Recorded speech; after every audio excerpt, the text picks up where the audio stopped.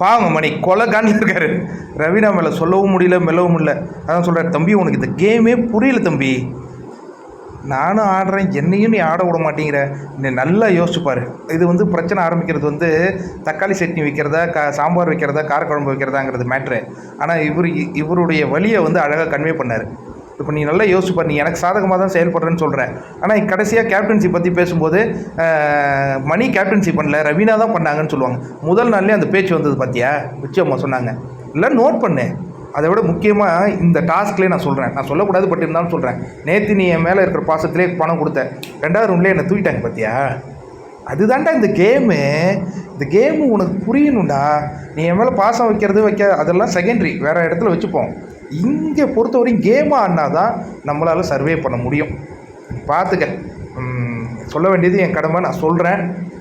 நீ எப்படியே பண்ணாலும் உனக்கு ஒன்றும் பிரச்சனை இல்லை, என்னை காலி பண்ணுவானுங்க, அழகாக குத்தி காலி பண்ணுவாங்க. இன்றைக்கி ஒரு எக்ஸாம்பிள் நடந்தது, அதே தான் தொடர்ந்து நடக்கும். கேப்டன்சி டாஸ்கில் பாரு, நான் பண்ணவே இல்லை, நீ தான் பண்ணுன்னு சொல்லுவாங்கம்மா.